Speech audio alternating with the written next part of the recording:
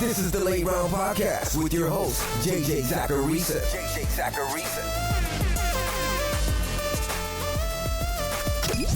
What's up, everyone? It's JJ Zacharisa, the editor-in-chief at FanDuel and at numberfire.com, and this is episode 275 of the Late Round Podcast, one of the many shows that are part of the FanDuel Podcast Network. Thanks for tuning in. This weekly start-sit show is one where I go through players that I seem to like more or less than the consensus ranks. So I won't just be saying, hey guys, start Saquon Barkley this week. I'll try to dig a little deeper so that the players that I talk about actually matter for your start-sit decisions. But I also like doing this show because it just goes through a little bit of my start-sit process. So even if I don't talk about players who are relevant for you and your team specifically, hopefully you can pick up on some process-related tips that help you make better decisions for your fantasy team. We'll go position by position each week, but before doing so, I've got some good news to share. The exclusive NumberFire NFL free play for all of you loyal podcast listeners is back for the 2019 season. Each week, you'll have a chance to win NumberFire premium subscriptions by playing on FanDuel, and it won't cost you a dime. This week, your link to enter is fanduel.com/league/numberfire. That's fanduel.com/league/numberfire. This Sunday, fill out your lineup and see if you can land a free subscription to NumberFire Premium.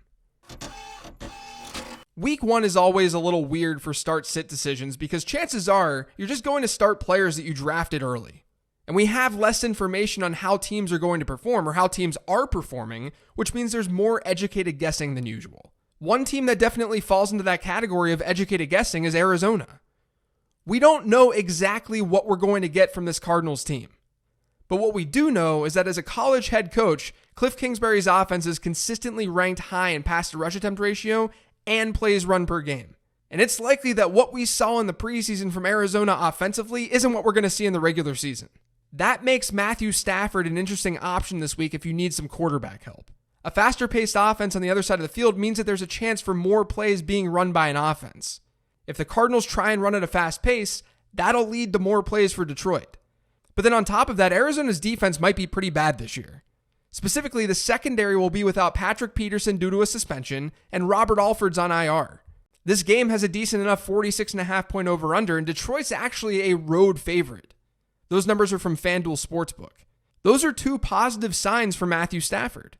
So if you need help, he's probably the top quarterback streamer this week, or at least one of the top ones, depending on who's available in your league.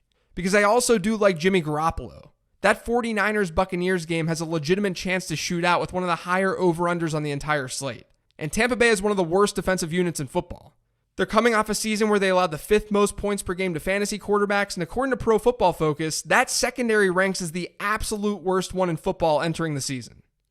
Jimmy G might have struggled throughout the preseason. I get it if you're not super high on him, but you could do worse in week 1. If you want to dig a little bit deeper, you could go with Nick Foles. Now, the fear with Foles is that there's just a lot of question marks in Jacksonville. There are questionable pass catchers, and there's a brand new offense there. But John DeFilippo, their new coordinator, he's not afraid to throw the ball around. As coordinator of the Vikings last season in neutral game scripts, Minnesota had a 1.68 pass-to-rush attempt ratio. That was a fringe top 5 number in the league.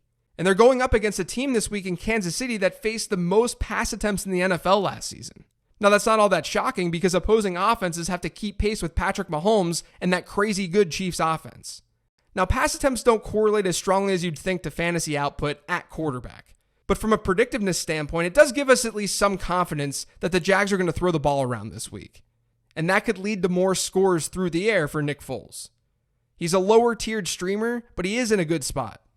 Now, on the other side of things, two quarterbacks that I'm lower on versus the consensus are Aaron Rodgers and Ben Roethlisberger. Rodgers is fairly obvious, I think. Chicago owns the best defense in football entering 2019, and Green Bay is playing on the road. I do think there's upside in that we don't exactly know how this Packers offense is going to look with this new regime, but that also brings downside too. Rodgers needed some magic to come away with a strong fantasy performance when he played the Bears at Lambeau in week 1 last year, but in Chicago last season, he posted a 0-touchdown game with an interception. You drafted Aaron Rodgers as a top 5 or 6 quarterback, but this week, you can easily make an argument that he's going to finish outside the top 10. And then there's Ben Roethlisberger.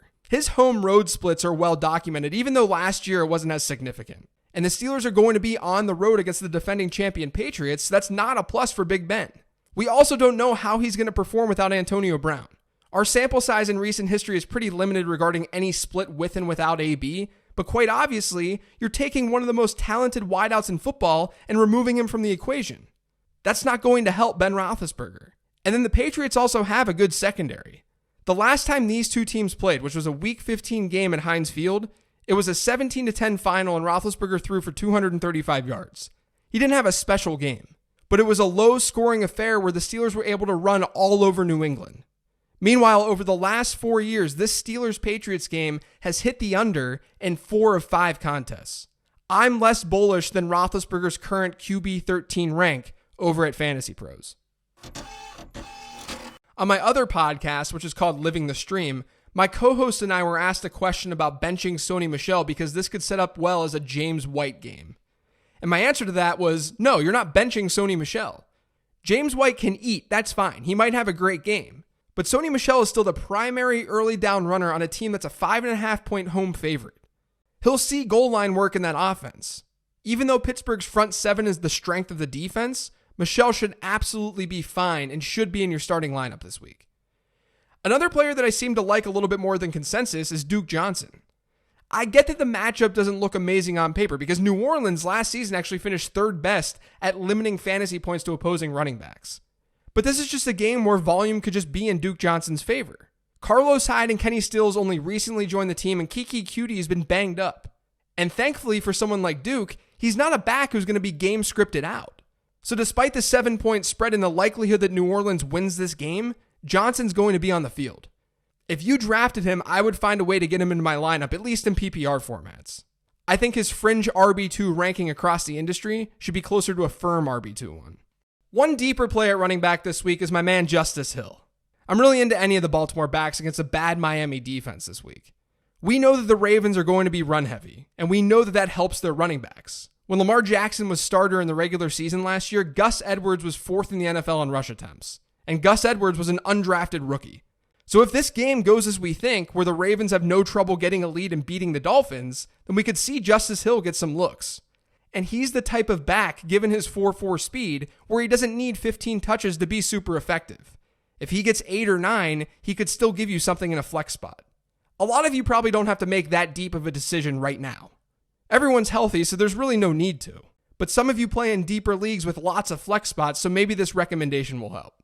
Another player that I want to point out as being perhaps a little bit undervalued this week is Justin Jackson. Now, I love Austin Eckler, and I drafted Eckler in a lot of my leagues this year because of how I felt about Melvin Gordon's contract dispute. Eckler is the player that you want between the two, between him and Justin Jackson. And that's especially true after playing about double the amount of first-team snaps in the preseason compared to Jackson.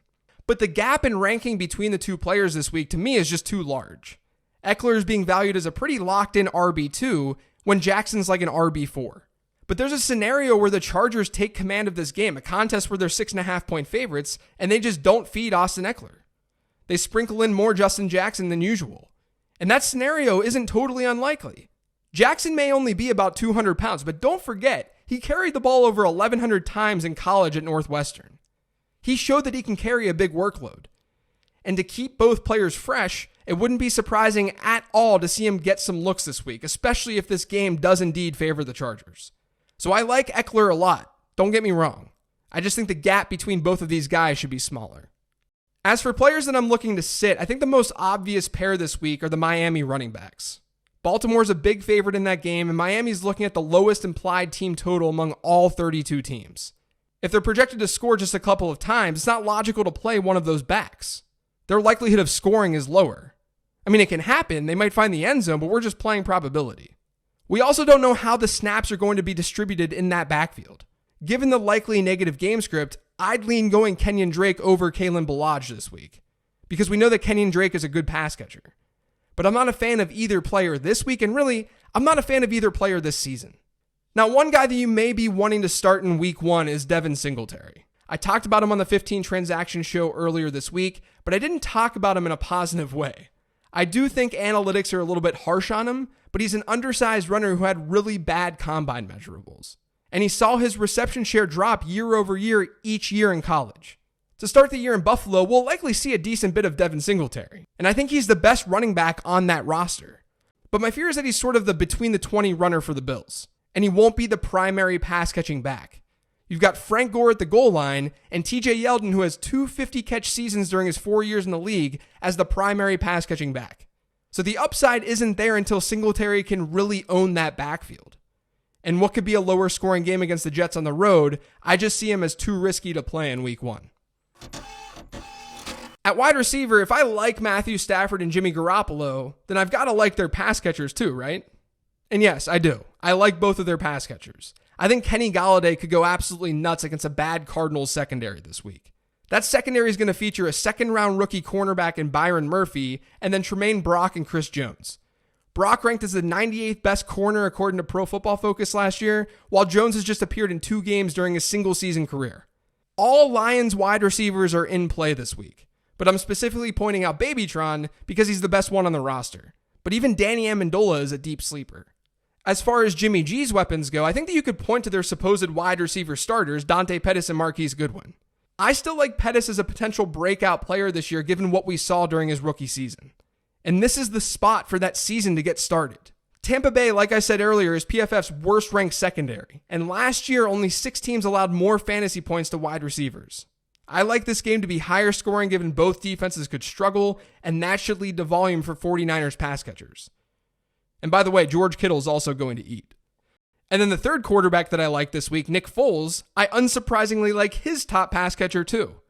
Dede Westbrook is going to play in the slot a lot in Jacksonville. And given that, he's going to need volume in order to really hit a high ceiling this year. What we've seen from his usage in the past is that he's not the highest average depth of target receiver. He actually finished last in ADOT among all Jags wideouts a season ago. But this is a game where he could see that volume. Like I said, teams have to keep up with Kansas City, so they throw the ball a lot. The Chiefs faced the most pass attempts against last year. That alone makes Westbrook a pretty good play this week. Now, my sit of the week at wide receiver is TY Hilton. There's so much ambiguity with how the Colts are going to look offensively with Jacoby Brissett under center, and Hilton's going to draw Casey Hayward. That's one of the tougher cornerback matchups, if not the toughest cornerback matchup in the NFL. And even when TY Hilton moves inside, he's going to see Desmond King. And the Chargers were among the league's best teams last year at limiting performance in the slot. I have them giving up the 2nd fewest points there last year and the 7th fewest yards.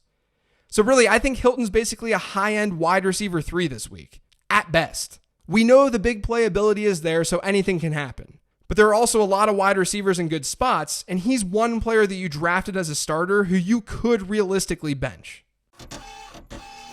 For tight end and defense, the plan throughout the season is to just provide some lower rostered players who can plug into your lineup, or streamers, if you will. There's no reason to talk about a tight end who you could bench because, as I like to say, if a tight end is breathing, he's usable in fantasy football. The first one this week is Greg Olsen. Early season Olsen is when you want to start him because he's healthy right now. We know the risk with Greg Olsen is mostly health related, but the Panthers are also facing the Rams in a game that should be higher scoring. And the Rams gave up the 3rd most yards to the tight end position last year. So I think that Greg Olsen kind of makes as a high floor play. Now, if you want to get a little bit riskier, you could go with Darren Waller. He's on fewer rosters than Greg Olsen is.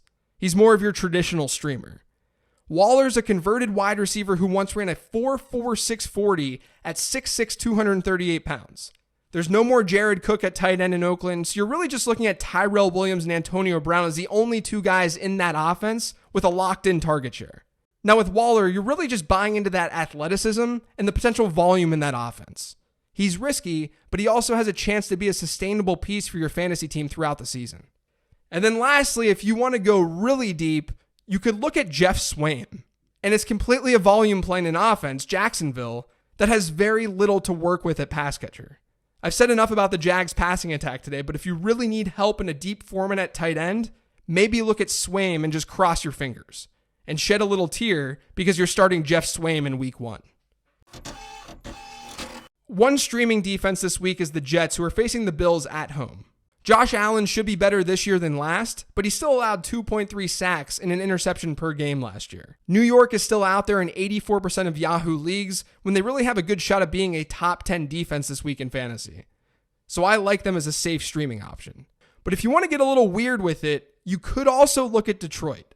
The Lions have one of the better defensive lines in football, and that could force a lot of issues onto Arizona in their matchup. As I talked about before, the faster pace of the Cardinals will bring more plays. And maybe that brings more scoring. but that also means more opportunity for sacks and turnovers. We don't care about scores as much in fantasy. Defensive scoring is typically made up of sacks and turnovers. That's what matters most. Now, it's a high variance move to play Detroit because the Cardinals could really just confuse the Lions with this brand new offensive attack. But the upside for Detroit definitely is there, which is why they're a low-key decent streamer this week. But that's it for today's show. Thanks to all of you for listening. If you've yet to subscribe to the Late Round Podcast, make sure you are pretty much anywhere podcasts can be found. And if you're on Apple Podcasts, it would really help if you could leave a rating and review. You can also follow me on Twitter at LateRoundQB. I'll be on there throughout the week to help you with any decisions that you need. But then so you guys know, I'll also be on FanDuel's Facebook page every Sunday morning at noon doing a weekly start-sit Q&A. Thanks, everyone. We've got one more show this week, which is tomorrow's mailbag episode, so I'll talk to you then.